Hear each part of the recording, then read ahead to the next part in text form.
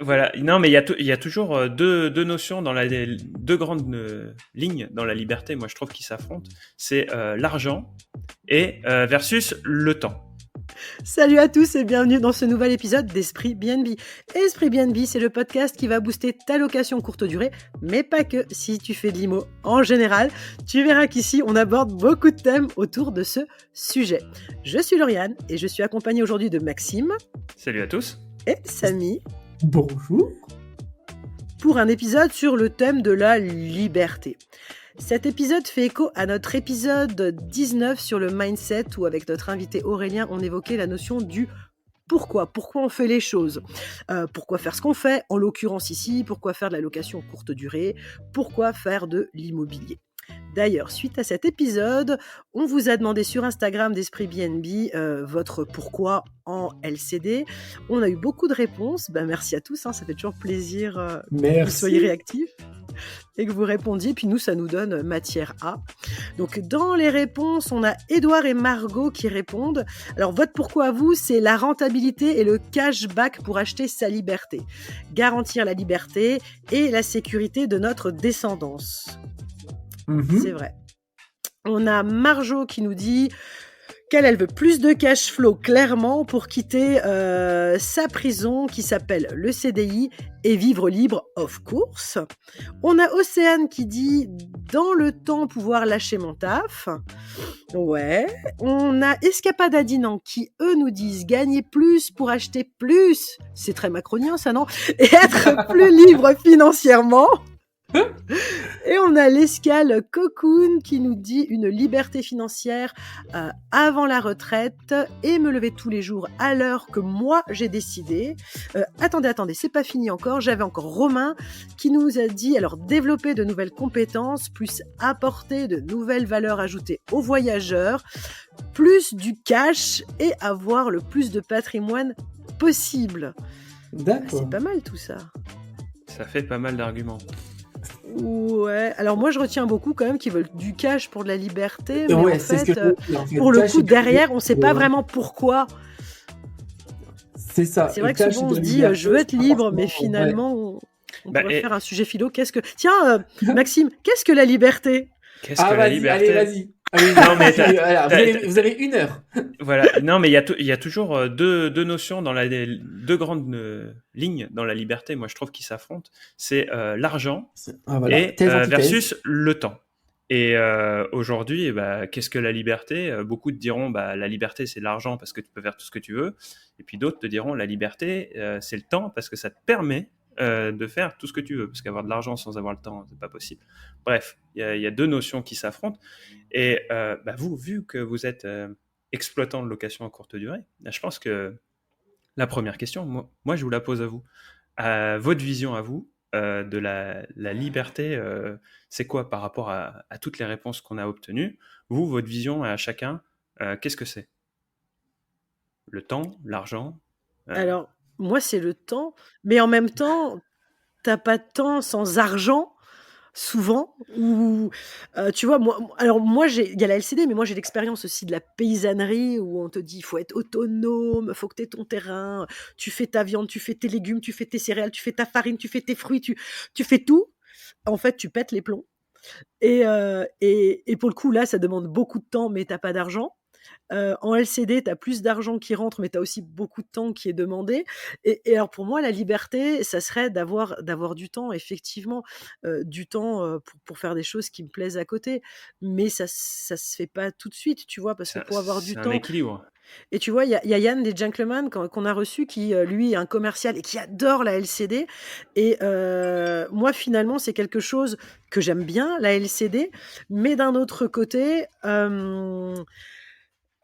je me vois pas faire ça toute ma vie parce que c'est super énergivore, ça prend beaucoup de travail et que c'est vraiment la LCD pour moi un moyen d'avoir de l'argent maintenant pour faire de la location longue durée, pour faire du nu après et être vachement plus tranquille ou du nu ou avoir des locaux commerciaux où tu as encore moins de boulot. Mais c'est vraiment l'idée de prendre du cash là, donc de prendre, c'est beaucoup de temps, de prendre du cash pour pouvoir après investir dans des choses qui sont beaucoup moins énergivores et avoir le temps finalement après de faire ce que j'ai envie de faire. Voilà quoi. Et attends, mais moi une chose, la liberté, que j'aime beaucoup, c'est, alors excusez-moi pour le bruit derrière, j'ai toujours des petits chiots, hein, ça va durer, enfin ça dure 2 mois Ça va, on les entend pas beaucoup. jusqu'à ce qu'ils partent, mais si ça cuine, ce sont les petits chiots à la maison. Et non, moi il y a une des choses depuis que je suis à mon compte, donc ça ouais, depuis que j'ai mes 23 ans, ne pas mettre de réveil. Et je suis pas une lève-tard, hein, vraiment je suis pas une lève-tard, mais c'est un truc de malade, je supporte pas le réveil. Et quand les enfants, il a fallu mettre à un moment donné le réveil pour aller à l'école, mais ça m'a fait péter les plombs. Alors que Ouais. très certainement, je vais me lever une demi-heure avant que le réveil sonne. Mais cette histoire de réveil, pour moi, c'est horrible. Voilà, pour un petit bout. Après, on va développer. Hein. Et toi, Samy, alors? Ouais, toi, Samy, je sais que tu as une vision un peu différente sur cette Là, notion de liberté financière que t'apporte le Airbnb, parce que tu as une grosse contrepartie à cette liberté finalement. ouais, c'est ça en fait. Alors, la liberté, euh, on entend souvent parler que la liberté c'est dans la tête, etc., que c'est un état d'esprit, et que bon, il faut de l'argent hein, pour être libre. Hein. Je pense que ça, on est tous d'accord avec ça. Être libre sans argent, c'est un peu compliqué. Même si on peut être libre et avoir des activités en fait type CDI, etc. Et je pense que ça, il n'y a pas de il n'y a pas forcément de modèle en fait pour chaque personne. Hein. Chaque personne est unique et la définition de la liberté est unique à chacun. Moi, pour le Airbnb, par exemple, d'avoir des locations Airbnb qui rapportent de l'argent, pour moi, c'est pas forcément un gage de liberté parce que c'est assez chronophage. Alors, on va dire oui, mais tu les mets en conciergerie, ils vont se gérer tout seuls. Ouais, en contrepartie, c'est ta rentabilité qui va en prendre un coup. C'est également peut-être trouver une bonne conciergerie, c'est, je trouve, aujourd'hui compliqué.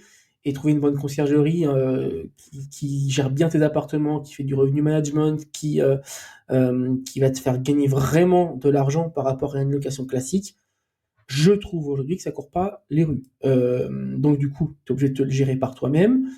Ça demande beaucoup de temps. Si tu es consciencieux également, hein, parce qu'il y en a qui vont le gérer, voilà, et qui vont pas forcément mettre toute l'énergie nécessaire, ce qui n'est pas forcément mon cas. Moi, j'aime bien être avec mes hôtes, voilà, être très.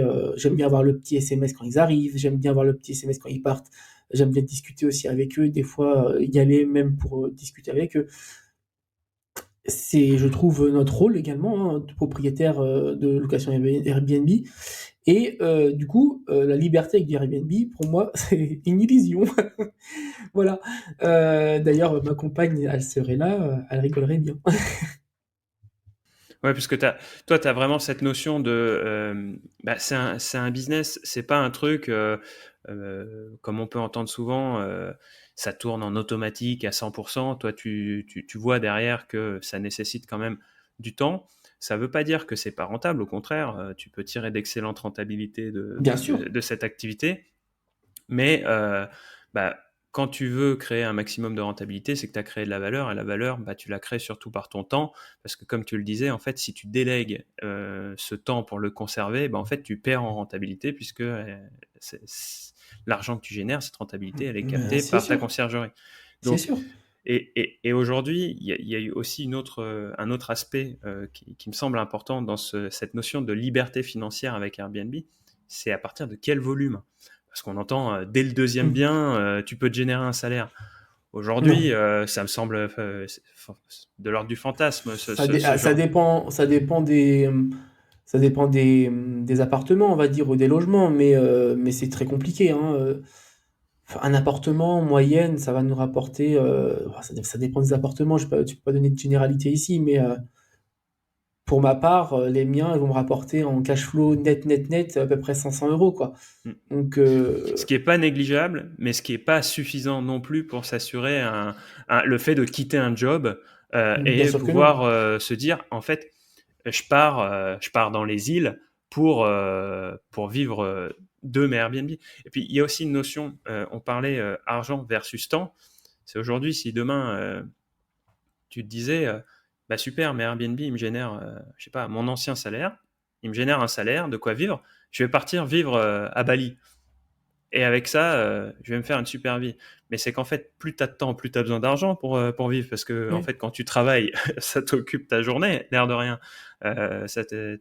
Tu loues pas un jet ski quand tu bosses, tu vois. Donc, il y a aussi cette notion de quand tu bosses, tu dépenses moins d'argent que quand tu bosses pas. Donc, finalement, il faut aussi remettre en perspective cette notion de liberté.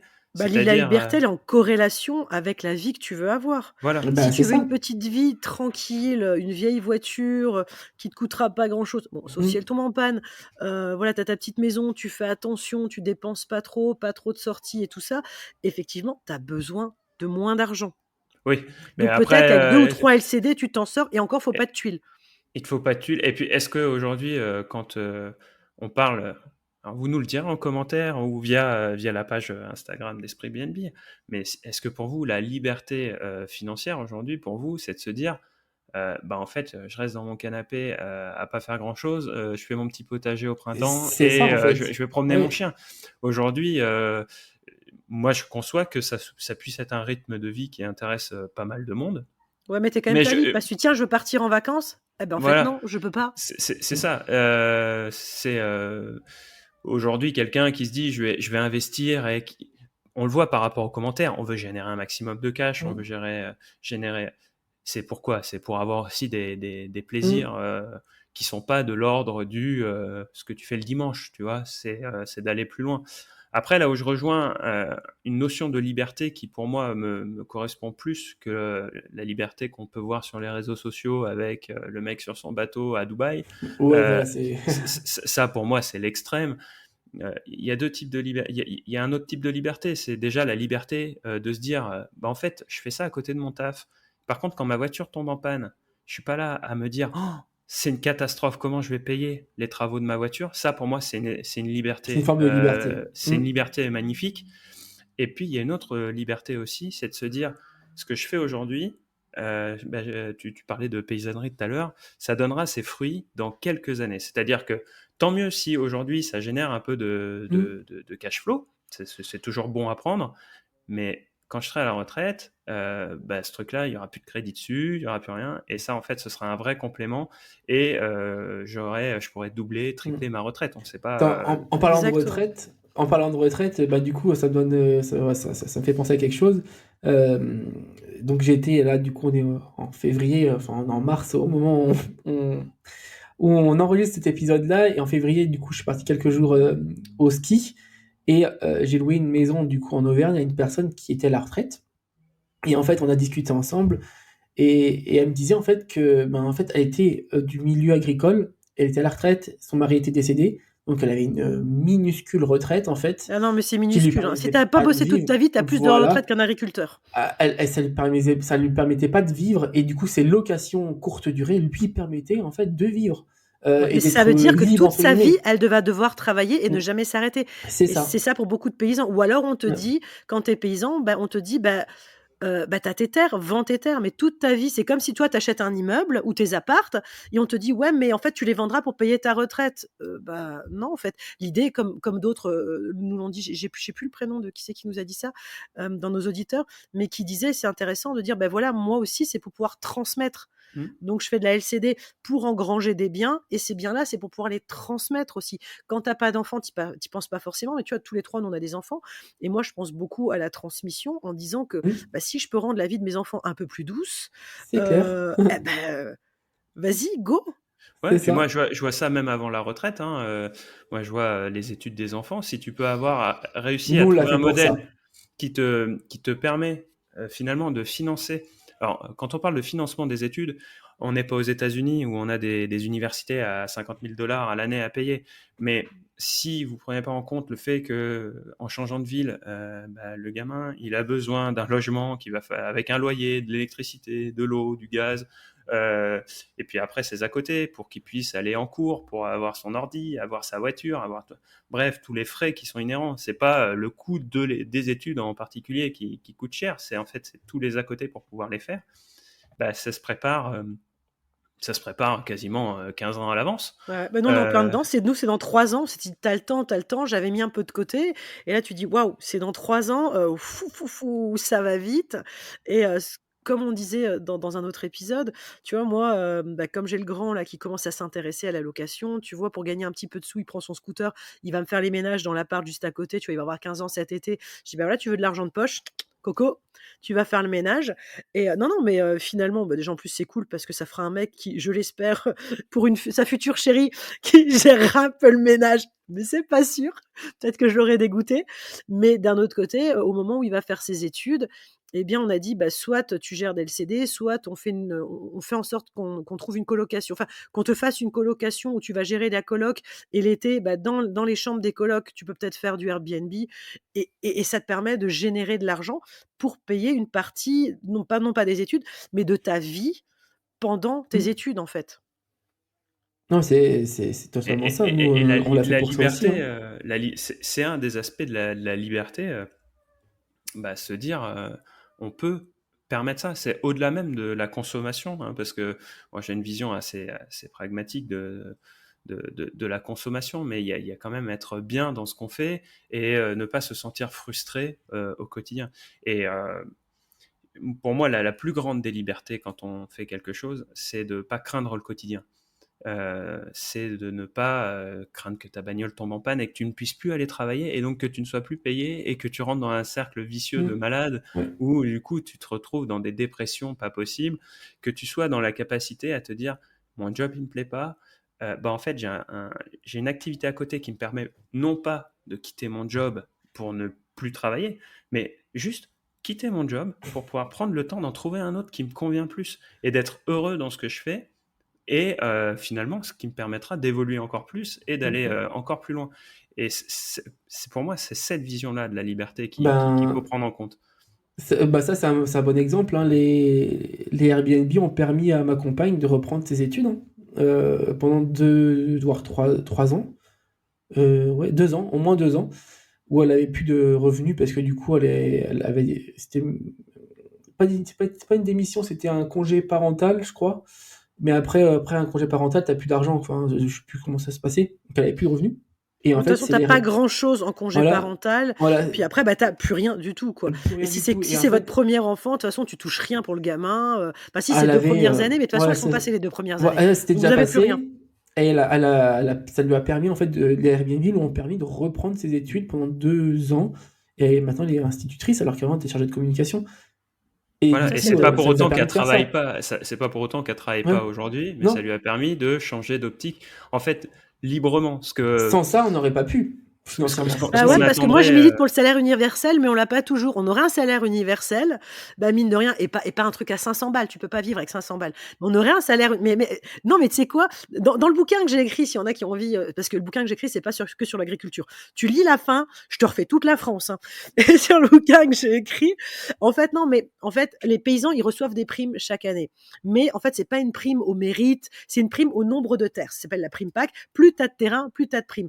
Et en fait, je faisais ce parallèle-là en disant, ce gâteau-là, si tu le découpais par nombre d'actifs agricoles, même pas au mérite, genre tes écolos, tes bio, tes machins comme nous on l'était, mais n'empêche que chacun recevait 900 euros par mois. 900 euros par mois, c'est pas grand-chose, mais n'empêche que ça te permet quand même de pouvoir manger, de pouvoir faire 2-3 trucs, tu vois. Et il y a quelques années, j'ai pensé à cette histoire de salaire universel. Finalement, c'est ce qu'on est en train de se faire avec le Airbnb, mais on le bosse, tu vois. Mais en se disant, si chacun on avait une certaine somme, 1000 ou 1002 par mois en minimum, et puis si tu veux bosser plus, t'as plus, et sinon, voilà. Mais ça te permet quand même de te dire, voilà, là, moi j'ai envie de reprendre des études, j'ai pas de chômage ou j'ai pas assez de chômage ou peu importe, grâce à ça, je peux le faire. Malheureusement, ça n'existe pas. Alors on va me dire, oui, le RSA, c'est un salaire universel. Ouais, tu fais Ouais, pas mais des il y études avec aurait, un RSA. il y aurait, Il y a il y aurait tellement de plein conditions pour les avoir aussi. C'est ça. Et donc finalement, de faire la location courte durée, qui te prend quand même du temps, mais si tu le fais sur 2-3 appartes et que tu automatises bien, c'est pas non plus dingue en temps de travail, ça te permet quand même à côté de pouvoir prendre d'autres décisions sur la direction que tu veux prendre dans ta vie. Et ça, c'est très chouette. Là, on en revient. En fait, on arrive plus sur un sujet de diversification de tes sources de revenus que simplement le Airbnb, la location courte durée. La location courte durée offre un avantage énorme, c'est sa capacité, enfin même plusieurs avantages, c'est sa capacité à avoir un rendement élevé. jusqu'à présent. Et le deuxième avantage que ça offre, c'est une création de patrimoine dans le temps. Donc on capitalise aussi pour son avenir. Donc on est vraiment sur les deux aspects qu'on disait de la liberté, le temps et l'argent. Maintenant, la plus grande, là ce que tu soulignes, c'est vraiment la capacité à diversifier ses sources de revenus pour ne pas tout impacter d'un coup quand tu fais un changement dans ta vie. Tu vois. Et tu prends un paysan qui va avoir son activité d'élevage, par exemple, bah, s'il fait, je sais pas moi, des céréales à côté ou s'il fait des arbres fruitiers, bah, c'est pareil. S'il y a une tempête qui grêle, il va perdre ses fruitiers, mais il va pas perdre son élevage. Tu vois. Bon, on est à peu près dans la même direction. Je rajouterais un troisième truc à la liberté, parce qu'on parle de ce type de liberté-là. Moi, je vois la liberté autrement. Ça fait 20 ans que je suis à mon compte. Des fois, je me suis dit: «Tiens, ça serait plus facile de retourner travailler», parce que, bah, voilà, on pense un peu pour toi. Tu viens à telle heure, grosso modo, tu as ton job à faire. Tu rentres le soir, tu poses tes congés. Quand tu es en vacances, tu te prends pas plus la tête que ça pour ton boulot. Mais en fait, non. En fait, non, pourquoi? Et ça, bah, allez, on va dire sur 20 ans, je me suis peut-être posé 4-5 fois la question, pas plus non plus. Faut pas déconner, finalement, quand tu deviens entrepreneur, tu l'as dans l'âme et ça devient compliqué. Mais tu as cette liberté de pouvoir faire des choix dans ton business. Est-ce que je bosse avec tel client ou pas? Est-ce que mon entreprise, je l'emmène vers là ou pas? Est-ce que j'ai fait plusieurs business dans ma vie? Est-ce que finalement, ce business, je suis arrivée au bout ou pas? Mais j'ai plus envie de le faire, je change de business.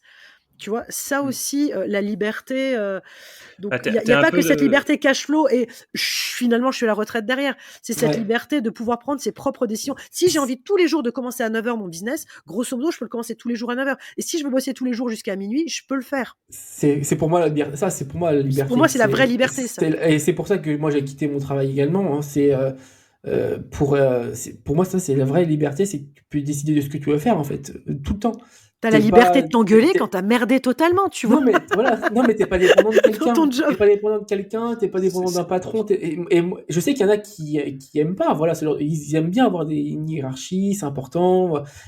Moi, de toute façon, tu as des avantages dans les deux situations. Moi je comparerais l'entrepreneuriat et le salariat à bah, tu prends ton propre bateau, tu es tout seul, tu fais la traversée de l'Atlantique en solitaire et tu es salarié, tu rentres dans un énorme paquebot où s'il y a un problème, il y a les canaux de sauvetage, il y a les gilets, mais par contre, tu décides pas à quelle vitesse tu vas aller, tu décides pas ce que tu vas faire exactement sur le bateau.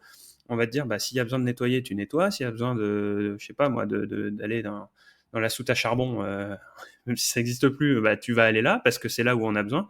Quand tu es sur ton propre bateau tout seul, bah, en fait, certes, c'est toi qui décides de tout, mais tu es responsable aussi de tout. Mais du coup, cette responsabilité, en fait, tu as beaucoup plus de marge de manœuvre, mais c'est parce que tu es tout seul. Tu vois, c'est un peu comme quand tu es célibataire en couple. Hein. Tu fais ce que tu veux chez toi quand tu es célibataire, tu te lèves à l'heure que tu veux. Quand tu es en couple, bah, tu prends en compte les autres aussi. Enfin, les autres. L'autre. Mais c'est un super exemple. Maxime, il a les autres. Non, mais c'est un super exemple. Les enfants. Tout maintenant. Non, mais c'est vraiment. Et moi, je trouve que je comprends à la fois les gens qui sont sur ce petit bateau à maîtriser tous les enjeux et puis après à arriver. Moi, j'admire les gens qui, dans l'entrepreneuriat, commencent tout seuls et arrivent à amener du monde avec eux et puis faire grossir le bateau et que le bateau garde une certaine agilité. Mais je comprends aussi ceux qui aiment bien être sur le paquebot parce que bah, c'est tout con, mais on va reprendre une image de la mer, mais t'as pas le mal de mer sur un paquebot, ça bouge pas, tu vois. Ouais, mais tu te sens enfermé et t'étouffes, quoi. Ouais, toi, sur cette image-là, moi j'ai déjà vu. Peut-être, mais quand tu prends un paquebot de 3000 personnes. Je mets là-dedans. Une croisière comme ça, bourrée de monde, alors que t'as tout. T'as la discothèque, t'as les piscines, t'as les médecins. Limite, t'as la salle d'opération dans le paquebot, tu vois. Enfin, t'as tout ce qu'il faut. Et moi, ça m'horripile. Je vois ça, mais pour moi, c'est un cauchemar. Il y a des gens qui aiment ça, tu vois. Et moi, ce que je me dis, c'est ceux qui pensent, et on va revenir sur le sujet de base, Airbnb, la liberté financière, ceux qui pensent qu'ils vont être libres financièrement en étant dans le bateau sans avoir le remous, sans avoir le chose comme ça, bah, c'est là où ils se trompent, en fait. Si tu penses que tu vas avoir les mêmes avantages et la même sécurité en montant une activité que lorsque tu étais dans un poste salarié, bah, tu te trompes. Et c'est pour ça que le rêve de liberté avec Airbnb, il faut bien le nuancer. Ça offre beaucoup davantage, mais ça les offre parce qu'il y a des contreparties. Et c'est comme quand on génère de l'argent avec une entreprise, on génère de l'argent parce qu'on répond à des problèmes. Et je le dis souvent, s'il n'y a pas de problème, c'est qu'il n'y a pas de business. Et on génère de l'argent parce qu'on résout ces problèmes, on apporte de la valeur. Et souvent, Airbnb, la valeur, on la crée par le temps qu'on met à disposition pour gérer ce business. C'est pas un business qui nécessite des compétences de dingue. C'est pour ça que c'est hyper intéressant, parce qu'en fait, il n'y a pas besoin de compétences de malade pour pouvoir se lancer. Il y a besoin, bien sûr, d'un bien, mais il n'y a pas besoin d'avoir un doctorat en médecine pour se lancer, ou de savoir coder, ou il n'y a pas besoin de compétences spécifiques. C'est à la portée d'à peu près d'une majorité de personnes, on va dire. Mais du coup, la valeur ajoutée, la réponse à la problématique, elle ne vient pas de la complexité de la tâche qu'on résout, mais par le côté pénible de la tâche qu'on va être en capacité d'absorber. Donc Après, pénible. Non, mais pénible dans le sens où la gestion des ménages, la gestion des clients, la gestion des problématiques. Stress en LCD, hein, quand même. Oui, après. Ouais, mais t'as pas besoin d'avoir Moi, j'aime ça, mais ça prend du temps. Ouais, mais tu vas aimer ça combien de temps? Oui. C'est ça, tu fais ça depuis combien de temps et tu vas aimer ça combien de temps? Ça se trouve, on en reparle dans 5 ans, dans 5 ans, tu pètes les plombs, t'en peux plus. Mais après, on a aussi cette liberté-là de se dire, ok, moi j'en peux plus, ok, bah, je passe par une conciergerie, j'avais que 5 biens, mais si j'en rajoute 3 à la conciergerie, bah, finalement, je garde toujours mon même chiffre d'affaires et la conciergerie, elle va pas me coûter plus cher. Et ça peut être intéressant de se dire, ça je fais. Ou alors, je prends un city manager qui va gérer, mais il faut encore que tu gères de l'humain plutôt que de trouver une conciergerie et de tout donner à la conciergerie, tu vois. Non, mais je vais avoir des périodes, moi, de toute façon, je vais avoir des périodes où les biens, je vais m'en détacher un peu plus. Et des périodes où, en fait, je vais reprendre la main, on va dire, un peu plus. Et du coup, c'est bizarre. C'est des périodes que j'ai. Ouais, mais n'empêche, regarde là, tu as la liberté d'avoir les périodes comme tu as envie. Ah, oui. Et ça fonctionne. Tu as des périodes où tu es à fond dedans, tu vas aller limite ouvrir la porte à ton guest parce que tu as envie de l'accueillir. Et les périodes où tu n'as pas envie, bah, c'est pas grave parce que tu automatises et que ça fonctionne. C'est ça. Ça, c'est une belle liberté aussi, ça, tu vois. Et liberté de choix. Ouais, non, mais c'est hyper pour moi, important. c'est ça, en fait. Et puis, il y a une chose aussi qui est importante quand... Bah, moi, je le vois quand tu as des gamins. C'est aussi de se dire... ça, c'est un truc que je retrouvais qui était difficile quand j'étais dans un poste, quand j'étais salarié. Si ton gamin, il est malade, tu culpabilises d'avoir ton gamin malade. Alors que là, tu te dis, bon, en fait... là, je suis indépendant sur la gestion de mon activité. Et en fait, je prends ma responsabilité, je m'occupe de mes enfants, et après, je reporte ce que j'ai pas fait sur ça, c'est à moi de me démerder. Et en fait, comme tu dépends pas d'un N+1 qui n'est généralement pas non plus le chef de l'entreprise, parce que finalement, quand tu es dépendant d'un chef d'entreprise directement, que c'est son business, en général, il va être plus compréhensif qu'un mec qui est dans une grosse boîte et qui est arrivé et qui a 8 supérieurs hiérarchiques et qui gère sa business unit, quoi. Et parce qu'il n'a jamais été à son compte non plus, ce gars-là. Ah ouais, non, mais donc il sait pas. Donc lui, il dit, en fait, t'as pas été là, donc tu poses un RTT, tu vas machin et tout, ou t'as plus de RTT, tu prends du sans solde. Et toi, t'es là, mais en fait, mon gamin qui est malade, il me coûte de l'argent, machin. Tu vois, et donc la liberté pour moi aussi, c'est de se dire, mon gamin est malade, c'est mon rôle de parent de pouvoir m'en occuper. Tu vois, ça, c'est une liberté incroyable. C'est clair. Alors attends, j'ai un truc drôle parce que effectivement, moi j'ai la même chose. Mes gamins sont malades, hop, je peux réorganiser mon emploi du temps comme j'ai envie. Par contre, tu vois, il y a une liberté qu'on perd, ou c'est une liberté qu'on gagne, c'est une liberté de travailler quand on est malade, quand on est à son compte. Parce que souvent, quand on est à son compte et qu'on est malade, par contre, on taffe et on peut pas poser des congés maladie parce que c'est pas possible. Ouais, et puis il y a un autre truc aussi quand tu as pas de jour de carence. Alors moi je suis en Alsace, ça n'existe pas Alsace-Moselle la carence, les amis. Et on a plein d'avantages par rapport à vous. 2 jours de congé en plus. La faillite personnelle, nous avons le droit de faire faillite comme une entreprise. C'est un autre monde. Ouais. Non, mais il y a aussi un autre truc aussi quand t'es malade et que t'es à ton compte. Enfin, je sais pas si vous partagez ça. Moi, quand je suis malade et que je ne peux vraiment pas travailler, c'est-à-dire que si j'arrive à me lever, je vais quand même bosser. Ce qui est terrible parce que au lieu de te reposer une journée et de perdre qu'une journée de travail, t'en perds 3 parce que t'as travaillé une semaine avec la tête ailleurs. Mais quand je peux vraiment pas bosser, je suis au fond du trou en mode malheur à me dire bah, j'ai tout ça à faire encore. Ça tourne plus, je suis plus là. Et en fait, t'as chose que je n'avais pas avant, tu vois. Ouais, clairement. Et bah, je pense que c'est pareil quand tu gères. On va revenir sur le côté location courte durée, mais est-ce que t'as pas ce côté aussi quand c'est une contrainte de plus pouvoir être malade parce qu'il faut que tu gères tes LCD. Tu as cette contrainte de quand tu pars en vacances, tu as quand même l'esprit occupé par tes LCD parce qu'en général, quand tu pars en vacances, c'est peut-être le pic aussi de tes locations chez toi.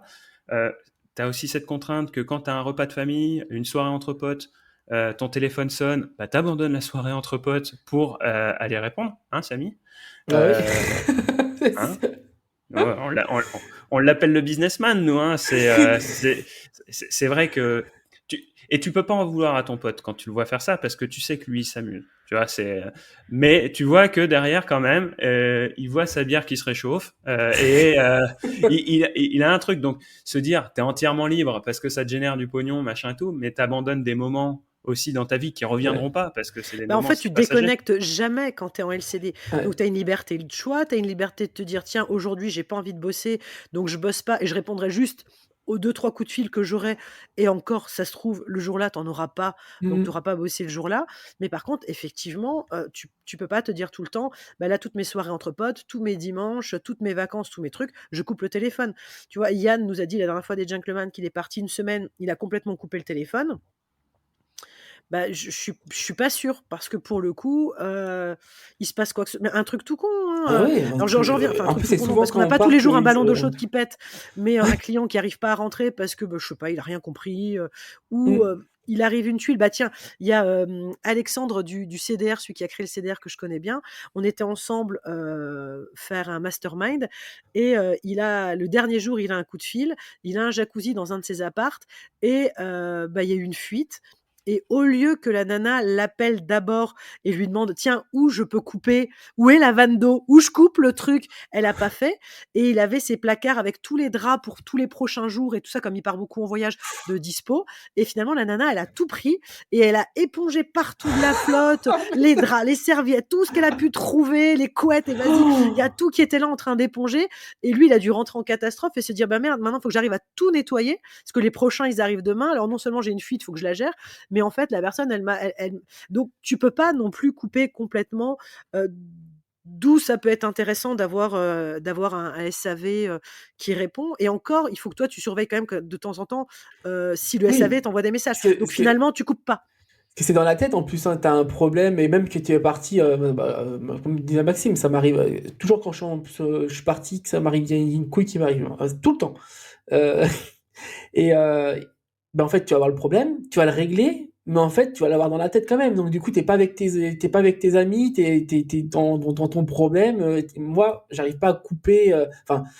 Dès qu'il y a un truc qui s'est mal passé ou qui va pas, ben je l'ai dans la tête, quoi. Donc après, on n'est pas égaux là-dessus parce que moi, je suis pareil que toi. Hein. Moi, s'il y a un souci et tout, ça va me prendre la tête. Et comment le client, finalement, même si j'ai réglé le souci, comment le client le vit, comment le client va me noter, et ça n'arrête plus. Alors que tu vois, l'autre jour, il y a quelques semaines, j'ai reçu chez moi, il était venu voir mes huttes à la ferme, mes logements insolites, Jean-Christophe Griselin, qu'on a reçu dans nos premiers épisodes. Et on était en train de visiter dans les champs nos huttes et tout ça. Et d'un coup, il reçoit un coup de fil et c'était les gens qui arrivaient au Airbnb. Et c'est sa fille qui devait faire le ménage et sa fille, elle a complètement oublié de faire le ménage. Donc, ils arrivent, l'appart dégueulasse. Et lui dit, bah, maintenant, on est tous en week-end, il n'y a personne. Bon, bah, je vais leur payer l'hôtel. Et j'ai l'impression que ça n'a pas stressé plus que ça. Moi, j'en aurais été malade en me disant, punaise, non seulement je perds mon chiffre d'affaires, en plus, je les reloge, je leur paye l'hôtel. En plus, pour le coup, c'est une mauvaise expérience pour le client. Et toujours cette histoire de notes. Et tu vois, moi, je l'aurais pas bien vécu, quoi. Mais après, je pense que tu as aussi l'expérience qui va faire que tu sais aussi appréhender ce genre de problème et te dire ok, j'ai perdu X euros de chiffre d'affaires, ok, ça me coûte tant, ok, donc ma liberté, ma tranquillité plutôt que ma liberté, ma tranquillité de conscience pour le week-end, elle me coûte X euros. Okay. Mais il a beaucoup plus raison que moi. Finalement, il a payé l'hôtel, il était tranquille. Oui, mais c'est vrai, moi, j'aurais payé l'hôtel, mais je me serais pris la tête et je m'en serais voulu en disant t'as pas géré. Tu vois, je me serais flagellé après, quoi. Mais c'est exactement la même raison pour laquelle t'en as qui vont faire appel à des sous-traitants pour des trucs, et d'autres qui vont dire mais non, mais moi je le gère parce que c'est dans mes capacités. Prendre un exemple tout con, tu fais de la plomberie, il y en a chez eux, ils vont dire mais de la plomberie c'est facile à faire, moi je touche pas, enfin je touche, ça me fait économiser le plombier. Moi ça me prend tellement la tête parce que j'aime pas la flotte, je préfère appeler un plombier, ça me coûte un peu d'argent, mais au moins j'ai la tranquillité de me dire le truc il est bien serré et ça va pas péter en pleine nuit à me foutre de l'eau partout, tu vois. Donc et chacun se dit à sa façon de se payer sa tranquillité. Et sur ça, si générer de l'argent te permet de te payer ta tranquillité, tu vois, tu as aussi, on rejoint sur un aspect, la liberté. Tu vois, on en revient toujours aux deux aspects du début, c'est le temps et l'argent. Le pognon. Mais moi, je suis persuadé que tu as des gens qui ont beaucoup d'argent et qui troqueraient les 3/4 de ce qu'ils ont pour avoir plus de temps. Moi, c'est un avis perso aujourd'hui sur les gens qui sont jaloux, non pas de ceux qui ont plus d'argent, mais de ceux qui ont moins d'argent. Tu as peut-être remarqué des gens comme ça qui sont jaloux de ceux qui ont moins d'argent, qui les critiquent, qui vont critiquer les chômeurs, qui vont critiquer les gens RSA, Ouais, ok, bon, ils ont moins d'argent que toi, et en plus, pour toi, si t'en as plus, t'as qu'à descendre à leur niveau, voir ce que ça fait, si tu trouves que leur situation est si bien. Pourquoi ils aiment pas ces gens-là? Parce que je suis persuadé qu'ils sont jaloux du temps qu'ils ont, tu vois, et que en fait, ils se disent, pour la somme d'efforts qu'ils produisent, ils ont beaucoup plus d'argent en proportion que moi, tu vois. En fait, c'est un équilibre à trouver tout simplement entre qu'est-ce que j'ai envie de vivre dans ma vie, quel niveau de liberté j'ai envie d'avoir, combien d'argent il me faut pour ça. Mais ça dépend du stade de ta vie. Hein. Moi, les chiens sont de retour. Moi, je suis persuadé que quand tu as quand tu as des enfants, moi, je le vois comme ça. Je me dis, j'ai des enfants, donc j'ai besoin de plus de temps. Dans 10 ans, quand mes filles auront 15 ans et qu'elles voudront plus me voir parce que les parents, c'est trop relou, je me dis, le temps que j'aurai de dispo pour aller bosser, tu vois, parce qu'elles n'auront pas autant besoin de moi qu'aujourd'hui. C'est pas d'avoir du temps pour aller faire la sieste dont j'ai besoin, moi, aujourd'hui. C'est du temps pour être avec mes filles. Du temps pour aller faire la sieste, j'en aurai largement après, tu vois. À ta mort. Peut-être pas, j'aimerais bien avoir le temps de faire la sieste avant de crever, mais non, parce que c'est quand même pas désagréable de se foutre à l'ombre d'un arbre, tu vois, dans un petit transat, et puis de sombrer de sommeil là. Mais non, mais voilà, c'est cette notion là, elle est très importante. Moi, ce que je note aujourd'hui, c'est qu'on a on fantasme toutes les possibilités, on fantasme l'argent, on fantasme le temps et on fantasme cette liberté, notamment à cause des réseaux sociaux et de tous les influenceurs. Aujourd'hui, on ne va pas vous vendre un truc avec un projet moyen. C'est comme quand on vous présente une assiette dans un restaurant sur Instagram, on va pas vous présenter. Mais on montre que les bons côtés. On va pas vous montrer le bœuf tartare qui est présent dans la moitié des restaurants de France. On va vous montrer le truc avec les petites fleurs, les petits machins et tout. Et si vous appliquez ce qui est fait sur Instagram par rapport à la cuisine, vous avez la même chose avec la liberté financière, vous avez la même chose avec la richesse, avec l'argent et choses comme ça. On vous montre pas les solutions moyennes, tout est idéalisé. Mais il faut après se l'adapter, l'adapter à cette situation. Faire attention à tout ce qui est réseaux sociaux et tout ça. Voilà. Hein, parce que bon, on les côtoie les personnes. Hein, et ils montrent que les bons côtés en fait de la liberté on en a besoin pour notre business. Derrière, mais après, il faut vraiment mettre un holà, tu vois, se mettre des temps. Sur les écrans, il faut se faire violence pour ça presque. Hein. Mais une fois que tu as réussi à te faire violence, après, tu es vraiment... Faut être réaliste, tu perds trop de temps dessus. Il faut se dire que c'est une vision qui est fantasmée. Alors moi, je trouve que ça a des avantages aussi. C'est-à-dire qu'une vision qui est fantasmée, ça te permet aussi de te projeter, ça te donne envie, ça va te pousser à te dépasser.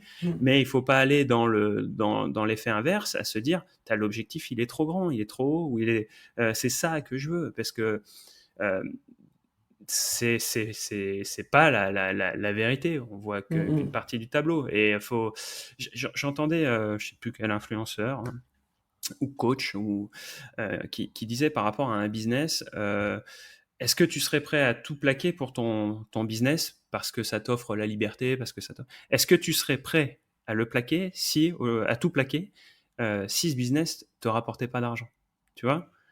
C'est aussi ça, savoir si ce truc t'intéresserait. Moi, j'ai fait. Moi, c'est fait. Oui, et c'est dur, c'est très dur. Parce que la ferme, c'est ça, hein. J'ai tout arrêté. J'ai arrêté 2 entreprises où j'avais des salariés qui fonctionnaient bien, où je gagnais bien ma vie sans trop m'embêter. Ça, faut le dire, finalement, hein, je bossais, mais voilà, tranquillou. Et j'ai tout arrêté pour faire la ferme parce que c'est exceptionnel. Et par amour aussi, tiens. C'était pas... Oui, mais l'amour, je l'avais déjà avant, tu vois. On était déjà mariés avec mon homme, donc si son business, sa ferme, j'aurais dit non, mais c'est bon, tu me saoules avec, je l'aurais pas fait, tu vois. Mais j'ai trouvé que c'était hyper idyllique et que c'était le plus beau, et que c'est toujours le plus beau métier du monde, hein, d'être paysan et de nourrir les gens, comme de mettre un toit sur leur tête, hein. Les soigner, leur mettre un toit et les nourrir, je crois que c'est ce qui est le plus important. Ouais, et tu vois, j'ai tout lâché pour ce truc-là. Ouais. Est-ce que tu serais prêt à tout lâcher pour la location courte durée si demain c'était pas rentable? Est-ce que tu ferais ça de ton quotidien? Tu le fais parce que c'est rentable. C'est ça, la location du courte durée, exactement. On le fait parce que c'est rentable. Je pense qu'on est très peu à se dire que c'est la passion de notre vie, que ça va changer le monde. Et voilà. Pour moi, c'est un bon indicateur de se dire, est-ce que j'en ferai ma liberté si demain c'est pas rentable et que je mettrai toutes mes billes dedans? Ouais. Non, tu vois, pour moi, c'est une passerelle et je pense que pour beaucoup d'entre nous, c'est une passerelle, la LCD, clairement. Hein. Moi, ce que j'aime, c'est le avant la mise en location, en fait. Moi, ce que j'aime, c'est la déco. Tu vois, la fin des travaux, la déco, imaginer le projet. Ouais, ça, c'est top. Ça, c'est cool. Après c'est bien, mais c'est fini, quoi. Ouais, mais alors ça, c'est un peu comme tout entrepreneur, j'ai l'impression. On adore monter le truc et une fois que ça fonctionne, next, quoi. Ouais. Faut nouveau un peu le stress du début. Il m'en faut un autre à notre appartement. T'as pas trouvé encore? Ah non, c'est surtout que j'ai interdiction pour le moment. Estelle, moi, là, il y a 2 jours, il y a 2 jours, j'étais au téléphone, pas au téléphone, mais j'ai un groupe WhatsApp d'investisseurs IMO sur Strasbourg que j'avais monté comme groupe. Et quand il y a 2-3 personnes sympas comme ça, surtout tu vois, des gens qu'on a rencontrés grâce au Gentleman Investisseur, et puis d'autres gens, hop, je les rajoute, on se fait des apéros entre nous. Puis il y en a un là cette semaine qui me posait des questions sur les locaux commerciaux, sur plein de choses. Tiens, d'ailleurs, locaux commerciaux, les loulous, genre, allez, petite digression là. Je sais qu'à Paris, LCD dans les locaux commerciaux, ce n'est plus possible. Il faut des locaux commerciaux qui ont visée hôtelière. Donc, ça devient quand même compliqué à les trouver, tu vois. Et Strasbourg, ça fonctionnait. Moi, au mois d'août, je l'ai fait et je crois que je dois être la seule de Strasbourg. Peut-être, j'en connais pas d'autres. Je l'ai fait. Eh ben, je viens d'apprendre que depuis le mois de septembre, à Strasbourg, c'est fini. Tous les locaux commerciaux de l'hypercentre, la mairie préempte parce qu'elle ne veut pas de location courte durée dedans. Alors moi, ou j'ai une chance inouïe, ou malheureusement, je suis désolée pour les prochains, je viens de leur mettre la puce à l'oreille à la mairie de Strasbourg. Et quand ils ont vu ma demande, ils ont accepté. Ils ont dit il faut qu'on légifère, qu'on fasse un truc, c'est pas possible. Mais voilà. Mais donc, toi, t'as pas d'impact du coup sur moi, c'est bon, moi j'ai eu un oui juste avant. T'as eu un oui. Moi, j'ai pas d'impact. Et donc, du coup, ça depuis veut septembre, dire c'est plus possible. Mais je pense, je suis pas sûre, mais je crois que c'est un peu à cause de ma demande. Parce que personne n'avait fait, je pense, la demande sur Strasbourg. Et là, ils se sont dit, oh punaise, il y a des gens qui prennent un local commercial, qui le divisent en 3 apparts, qui commencent à diviser des locaux commerciaux. Là, il faut qu'on mette notre nez dedans, c'est pas possible. Ouais. Donc voilà. Et non, tout ça pour dire que dans ce groupe-là, j'ai quelqu'un qui me demandait des infos sur les locaux commerciaux et tout ça. Et de fil en aiguille, on discute et il disait qu'il faisait un coworking sur Strasbourg, pas un coworking, une colocation, un co-living sur Strasbourg, et que il avait bien envie, il aurait voulu faire de la LCD, mais que c'était contraignant et que ci et que ça. Et finalement, je commence à lui expliquer et là, on va se faire un apéro là bientôt parce que je sens que je vais récupérer à nouveau 5 à 6 petits biens, tu vois, chambre. Alors j'ai dit ça à mon homme, il fait waouh. J'ai dit ouais, mais maintenant on est lancé, faut y aller, mon gars. Donc t'as la liberté aussi de t'en mettre plus sur le dos. Quand est-ce que je m'arrêterai? Je sais pas, je m'arrêterai quand j'arriverai à avoir une équipe ménage, une équipe au top, à qui je peux faire confiance quasiment les yeux fermés. Et je me dirais, ok, là j'ai réussi à avoir assez de biens pour leur donner du boulot. Maintenant, moi, je peux un peu lâcher la pression. C'est clair. Ou pas. Bon. Okay. On va peut-être conclure du coup cet épisode un peu café du commerce. Mais mais c'est talk show, c'est dans le titre, Airbnb, talk show. C'est Esprit BNB. Et bah, du coup, dans cet esprit BNB, moi, je vous invite, s'il vous plaît, à nous laisser vos commentaires pour que ce soit sur la page Esprit BNB ou directement via les plateformes. Je crois que Spotify aujourd'hui le permet. Vraiment, laissez-nous des commentaires, votre avis sur les réseaux. Qu'est-ce que vous en pensez? C'est quoi la liberté pour vous? Et surtout, est-ce que la location courte durée, c'est un moyen finalement de s'affranchir de toutes ces contraintes, ou est-ce que c'est un moyen de maximiser son potentiel financier avec un niveau de contrainte qui est quand même relativement réduit? C'est pas la solution miracle. Je pense que ça sera la bonne conclusion.